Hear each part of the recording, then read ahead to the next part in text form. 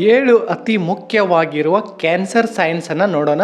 ಅದನ್ನು ನಿಮಗೆ ನೆನಪಿಟ್ಕೊಳ್ಳಲು ನಾನು ಒಂದು ಈಸಿಯಾಗಿ ಟ್ರಿಕ್ ಹೇಳ್ತೀನಿ. ಈ ವಿಡಿಯೋನ ಸೇವ್ ಮಾಡ್ಕೊಳ್ಳಿ. ಕಾಷನ್ ಅಂತ ಬರುತ್ತೆ, CAUTION, ಕಾಷನ್.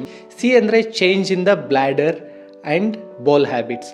ನಿಮಗೇನಾದರೂ ನಿಮ್ಮ ನಿಯಮಿತವಾದ ನಿಮ್ಮ ಮಲಮೂತ್ರದಲ್ಲಿ ಏನಾದರೂ ಬದಲಾವಣೆ ಆದರೆ, ನಿಮ್ಮ ಮೂತ್ರದ ಬಣ್ಣ ಬದಲಾವಣೆ ಆದರೆ, ನಿಮ್ಮ ಮೂತ್ರ ಕ್ವಾಂಟಿಟಿ ಕಡಿಮೆ ಆದರೆ, ಮೂತ್ರದಲ್ಲಿ ಏನಾದರೂ ಚೇಂಜಸ್ ಬಂದರೆ, ಇಂಥದ್ದೇನಾದರೂ ಲಕ್ಷಣ ಕಂಡು ಬಂದರೆ. ಎ ಅಂದರೆ ಅ ಸೋರ್ that does not heal.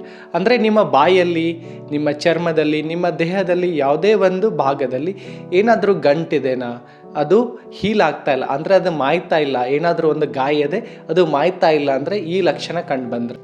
You ಅಂದರೆ ಅನ್ಯೂಶುವಲ್ ಬ್ಲೀಡಿಂಗ್ ಆರ್ ಏನಾದರೂ ಡಿಸ್ಚಾರ್ಜ್. ಸಾಮಾನ್ಯವಾಗಿ ರಕ್ತಸ್ರಾವ ಆಗ್ತಾ ಇದ್ದರೆ ಬಾಯಿಂದ ಮತ್ತು ಗುದದ್ವಾರದಿಂದ, ನಿಮ್ಮ ದೇಹದ ಯಾವುದೇ ಭಾಗದಿಂದ ರಕ್ತಸ್ರಾವ ಅಥವಾ ನಾವು ಏನಂತ ಕಿವ ಡಿಸ್ಚಾರ್ಜ್ ಆಗ್ತಾ ಇದ್ದರೆ, ಈ ರೀತಿ ಏನಾದರೂ ಲಕ್ಷಣ ಕಂಡು ಬಂದರೆ, ಏನಾದರೂ ನಿಮ್ಗೆ ಲಕ್ಷಣ ಕಂಡು ಬಂದರೆ ನಿರ್ಲಕ್ಷ್ಯ ಮಾಡಬೇಡಿ.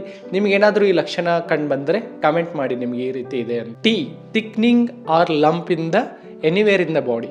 ಅಂದರೆ ನಿಮ್ಗೇನಾದರೂ ಗಂಟಿದೆನಾ ನಿಮ್ಮ ಬಾಯಲ್ಲಿ ಮತ್ತು ಮೊಲೆಯಲ್ಲಿ, ವೃಷಣ ಟೆಸ್ಟಿಸ್ ಹೇಳ್ತೀವಿ, ಅಲ್ಲಿ ಏನಾದರೂ ಗಂಟಿದ್ರೆ ತುಂಬ ದಿನಗಳ ಕಡಿಮೆ ಆಗ್ತಾ ಇಲ್ಲ ಅಂದರೆ, ಈ ರೀತಿ ಏನಾದರೂ ಲಕ್ಷಣ ಕಂಡು ಬಂದರೆ. ಐ ಅಂದರೆ indigestion or difficult in the ಸಾಲೋವಿಂಗ್.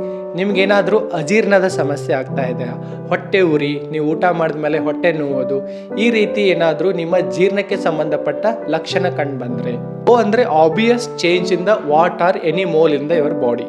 ನಿಮ್ಮ ದೇಹದಲ್ಲಿ ಏನಾದರೂ ಮಚ್ಚೆ ಅಥವಾ ಏನಾದರೂ ಗಂಟಿದೆನಾ, ಅದು ದಿನೇ ದಿನೇ ಬದಲಾಗ್ತಾ ಇದೆನಾ, ಅದರಲ್ಲಿ ಏನಾದರೂ ಚೇಂಜಸ್ ಆಗ್ತಿದೆನಾ, ಈ ರೀತಿ ಲಕ್ಷಣ ಕಂಡು ಬಂದರೆ. ಕೊನೆಯದಾಗಿ ಎನ್ ಅಂದರೆ ನ್ಯಾಗಿಂಗ್ ಕಾಫ್.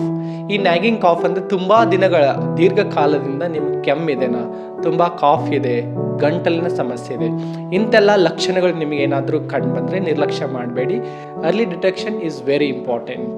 ಇದೇ ರೀತಿ ಕಂಟೆಂಟ್ಗಾಗಿ ನಮ್ಮ ಪೇಜನ್ನು ಫಾಲೋ ಮಾಡಿ. ನಿಮಗೇನಾದರೂ ಈ ವಿಡಿಯೋ ಇಷ್ಟ ಆದರೆ ಎಲ್ರಿಗೂ ಶೇರ್ ಮಾಡಿ. ಥ್ಯಾಂಕ್ ಯು, ಧನ್ಯವಾದಗಳು.